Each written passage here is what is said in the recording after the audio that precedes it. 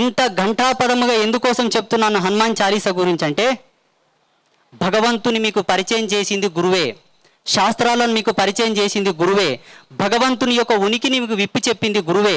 దీని తత్వామృతాన్ని మీకు తెలియదు, దీన్ని అర్థవంతంగా మీకు చెప్పాలి కాబట్టి చెప్పే ధర్మం లోపల ఒక సాధువే ఉంటాడు కాబట్టి నేను చెప్తున్నాను, ప్రతి ఒక్కరూ హనుమాన్ చాలీసాను చదవండి. అలాగే ఈ వేదికగా మన ధర్మస్థాపనకై, సనాతన ధర్మ పరిరక్షణకై మీరు ఏదైనా చెప్పవలసి ఉంటే చెప్పండి గురుదేవా అని పెద్దలు చెప్పారు.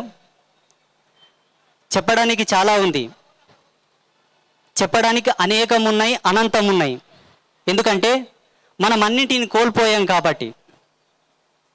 ఇంటి పక్కల ఒక్కొక్క కాగితం ముక్క పడతా ఉంటే నాకెందుకు లేని విస్మరించడం చేత అది కాస్త చెత్త కుప్పగా మారిపోతుంది.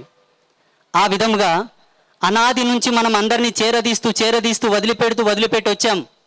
అందరినీ వదిలిపెడుతూ వచ్చాం, ప్రతిదాన్ని విస్మరించి వచ్చాం.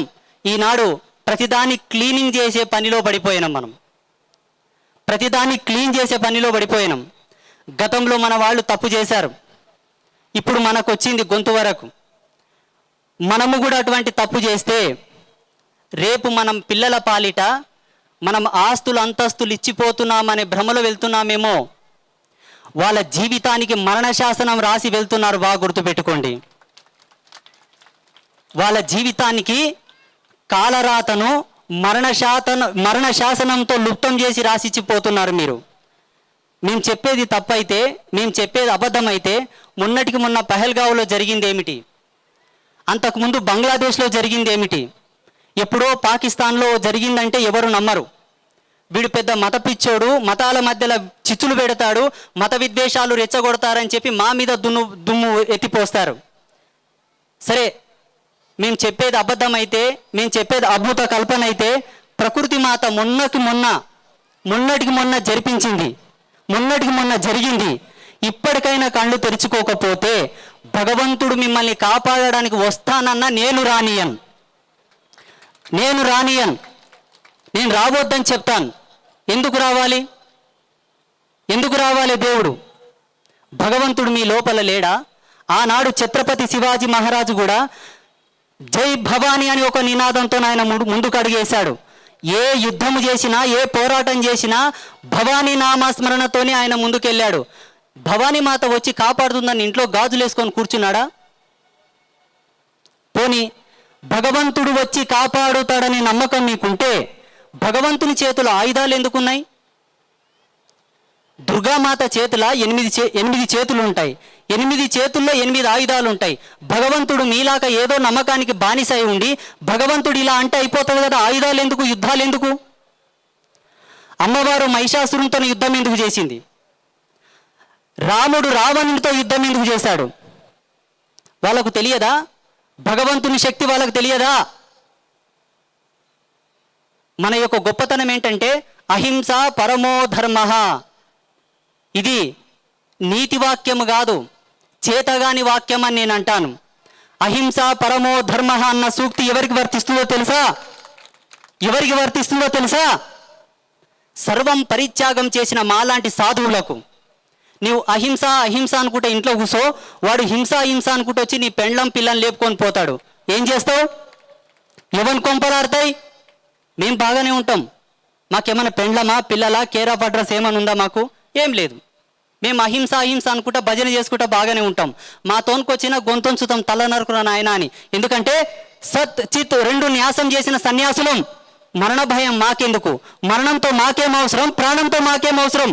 మీకు అవసరం. అందుకే ఈ ధర్మనీతులు, ఈ నీతులు, ఈ సూక్తులను వదిలిపెట్టండి. ఇప్పుడు మీకు కావాల్సింది ఏంటో తెలుసా? ఈ హనుమాన్ చాలీసా పారాయణ వేదికగా నేను చెప్తున్నాను. చూడండి, 2 జరగబోతున్నాయి భవిష్యత్తులో. 2 జరుగుతాయి భవిష్యత్తులో. భూమి అంతమయ్యే వరకు జరిగేటివి 2.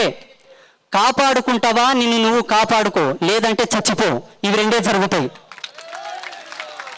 ఇక ఈ సారంగ నీతులు చెప్పాల్సిన అవసరం లేదు. దేవుడు వస్తాడు, కాపాడుతాడు. దేవుడు ఉన్నాడు, రక్షిస్తాడు. ధర్మో రక్షతి రక్షిత. ఎంతవరకు నీవు ధర్మంగా ఉండి వాడు ధర్మంగా ఉంటే రక్షింపబడుతుంది. నీవు ధర్మపరుడో అధర్మపరుడు, ఇంకేడ ధర్మం కాపాడబడుతుంది? ఈ మబ్బు నుండి బయటికి రండి, ఈ మాయ నుండి బయటికి రండి. శాస్త్రం అవసరం, వేదం అవసరం. శాస్త్రం ఎంత అవసరమో శస్త్రము కూడా అంతే అవసరం మనకు. ఇది నేను చెప్పిన విషయం కాదు, శాస్త్రం చెప్పిన విషయం కాదు, పరమాత్మనే ఆచరించి చూపాడు. ఒక్కసారి లాజిక్ ఆలోచన చేయండి.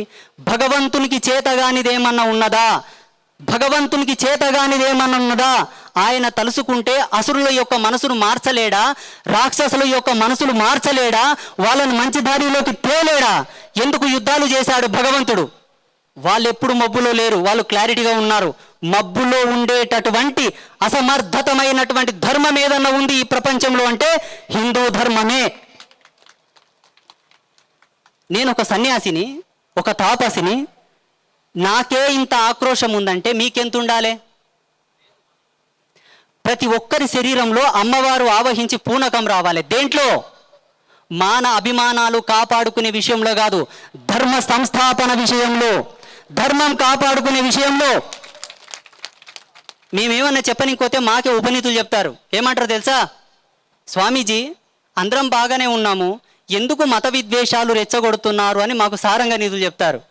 మత విద్వేషాలు రెచ్చగొట్టే వాళ్ళమై మేమే అయితే, సనాతనులమైతే, హిందువులమైతే ఏనాడో రెచ్చగొడుతుంటిమి. ఆనాడే గనక మేము రెచ్చగొట్టింటే, ఆనాడే గనక తిరగబడింటే ఈనాడు వేములవాడ రాజరాజేశ్వర స్వామి దేవస్థానంలో దర్గా ఉండేది కాదు. ఈనాడు విశ్వమునకే అధిపతి అయినటువంటి విశ్వనాథుని మందిరం యొక్క సమీపమున మసీదు ఉండేది కాదు. ఎవరికి నీవు సారంగా నీతులు చెబుతున్నది? అతిథి దేవో భవ. ఇంతకుముందు పూజ్య గురుదేవులు మన చేత పలికించారు కదా, అతిథి దేవో భవ. వచ్చిన వాడిని అతిథి అని గౌరవించి పక్కన పెట్టుకున్న తప్పుకు ఈనాడు మా విశ్వాసమునకే కేంద్రీకృతమైనటువంటి భగవంతుని సన్నిధిలో మా పక్కల వానికి ఆశ్రయం ఇచ్చినందుకు ఈనాడు మా దేవదేవుని పక్కనే వాని ఆస్థానాన్ని నెలకొల్పాడు. కారణం మా మంచితనం, మా మంచితనం.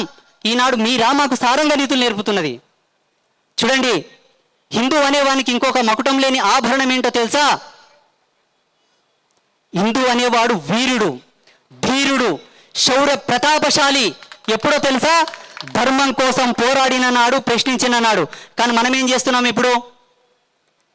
మనం ఏం చేస్తున్నాం?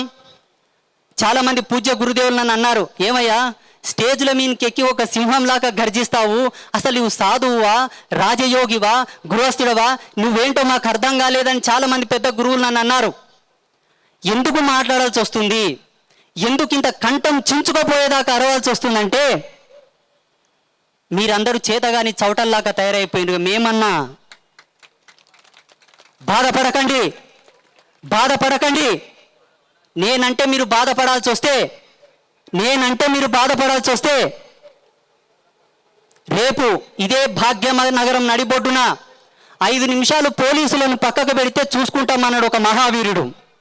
నీకు 5 నిమిషాలు చాలేమో, మాకు 1 నిమిషం చాలు.